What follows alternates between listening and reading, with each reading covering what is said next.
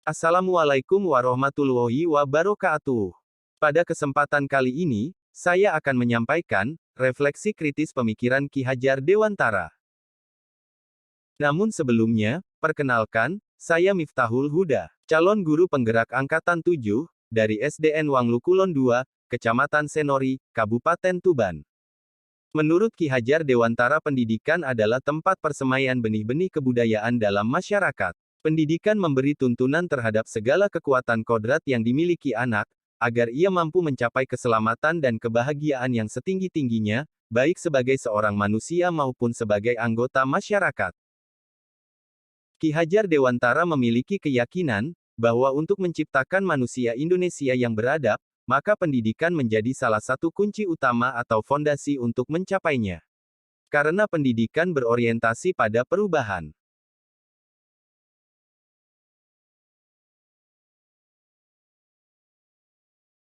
Pendidikan itu hanya suatu tuntunan di dalam hidup tumbuhnya anak. Artinya, bahwa hidup tumbuhnya anak itu terletak di luar kecakapan atau kehendak kita sebagai kaum pendidik.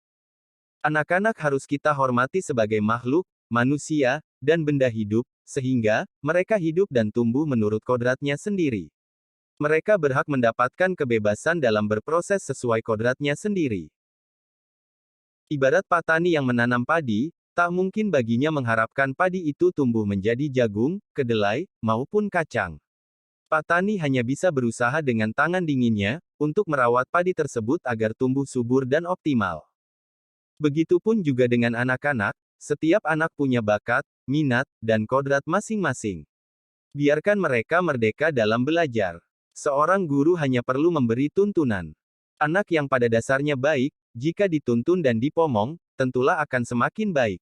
Sedangkan anak yang pada dasarnya kurang baik, tentu akan bisa menjadi baik, jika dituntun dengan baik dan benar. Ibarat benih jagung yang baik, jika dibiarkan saja, tentu tumbuhnya tidak optimal.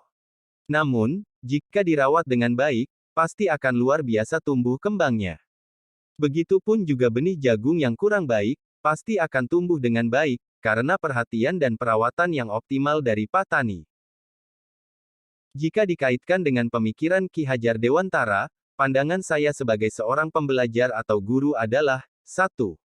Hendaknya seorang guru, bisa menempatkan diri sebagai seorang pamong, yang bertugas momong, dan memfasilitasi anak didik dalam belajar. 2.